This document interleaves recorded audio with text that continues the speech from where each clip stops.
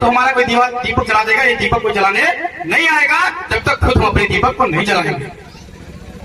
तो हम उनको उनके बारे में सोचना है। आज इस देश में एक मूवी रिलीज की गई है, कुछ दिन पहले होनी थी, फूले मूवी, लोग जानते होंगे, साथ देखे होंगे। जिस तरीके इस देश में ब्राह्मणवादी व्यवस्था, जो सामंतवादी व्यवस्था हमारे समाज की महिलाओं को प्रताड़ित करने का काम किया, उन बच्चों को, छोटे छोटे बच्चे हैं, उनको मारने का काम किया। इन्हीं भगवान के जो नाम लेने पर, जिस भगवान के लिए हम लोग माथा टेकते हैं, 200-400 मिनट को चढ़ावा चढ़ाने जाते हैं, उसी भगवान को नाम को लेकर उसको मारा जाता है और उस मूवी को यहाँ रिलीज नहीं किया जाता। इस देश में कहते हैं कि ब्राह्मण विरोधी मूवी है। भाई क्यों विरोधी है? जब आप लोगों ने ऐसा कर्म किया तो आपका विरोध अच्छा नहीं, खराब अच्छा लगा। जब वो आपको दिखाया जा रहा बड़े पर्दों पे, लोग देख रहे हैं, तो आपको शर्म आ रही है कि हम लोगों ने, हमारे ब्राह्मण विरोधी मूवी हो गई।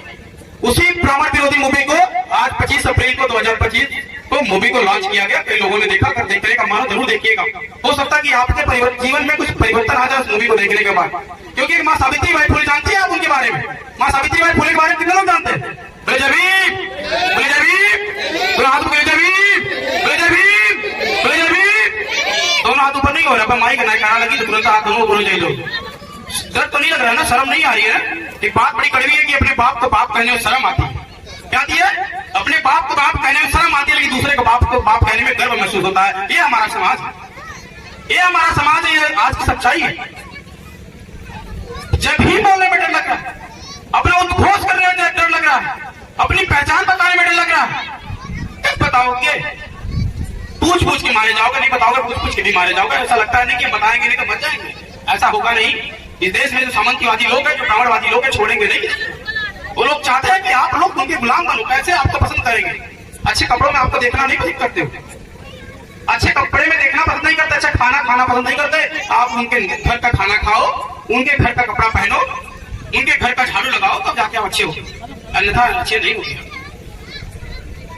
ऐसा बनना बनना चाहोगे आप लोग? ऐसा बनना आप लोग चाहोगे क्या? नहीं बनना चाहोगे ना? नहीं बनना चाहोगे ना? दोनों हाथ ऊपर बोलिए जय भीम, बोले जय भीम, बोले जय भीम, बोले जय भीम। नहीं बनना चाहोगे ना? नहीं बनना चाहोगे ना?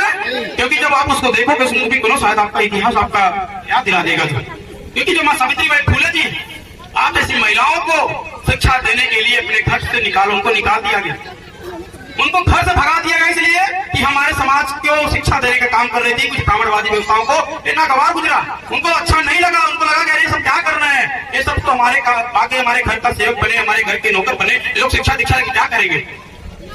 लेकिन उस माँ के जज्बों को सलाम नमन भी करता हूँ कि धन्य हो माँ सावित्री बाई फुले। उन्होंने उस अलग को जगाया, जो अलग बुझती दिख रही थी, उसको उन्होंने जलाने का काम किया। बाबा साहब का जो मिशन था, शिक्षा और शेरनी का दूध जो पिएगा दहाड़ेगा, तो उन्होंने शिक्षा का काम करने का शुरू काम किया। जिसको हम लोग कहते हैं कि शिक्षा की देवी कौन शिक्षा की देवी?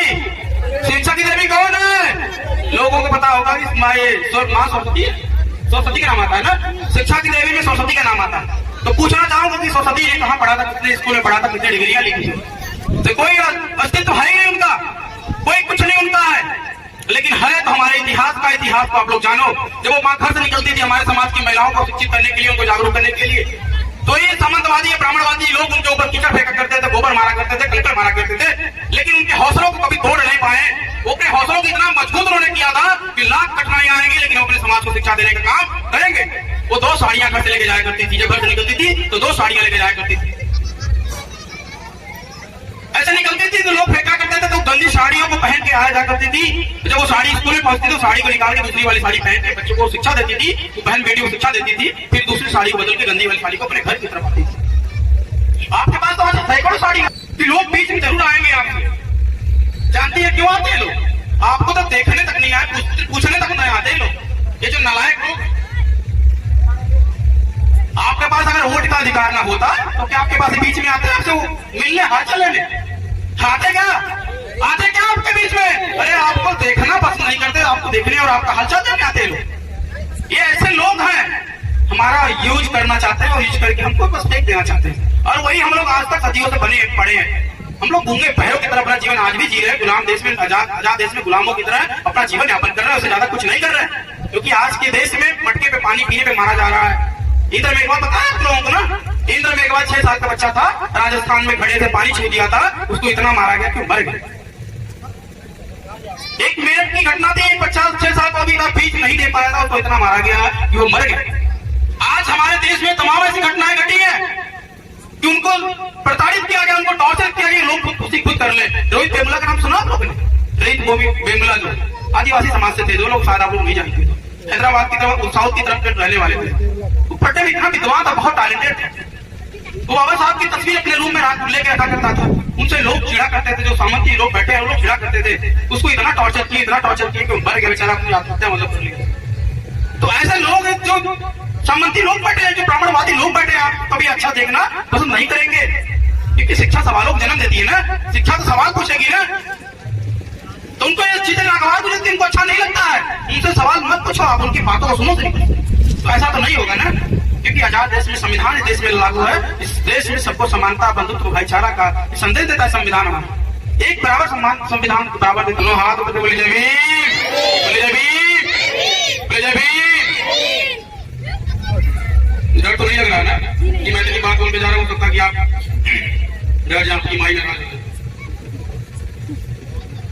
बोले जय भीम।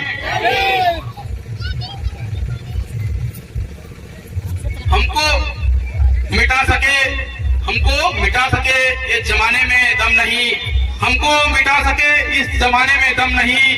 हमसे जमाना है, जमाने से हम नहीं, जमाने से हम नहीं। मैं मर जाऊं तो मेरी एक अलग पहचान लिख देना। मैं मर जाऊं तो मेरी एक अलग पहचान लिख देना। मेरी लहू के पेशानी पे जय भीम का नाम लिख देना, जय भीम का नाम लिख देना। रात नहीं ख्वाब बदलते हैं, रात नहीं ख्वाब बदलते हैं, मंजिल नहीं कारवां बदलता है।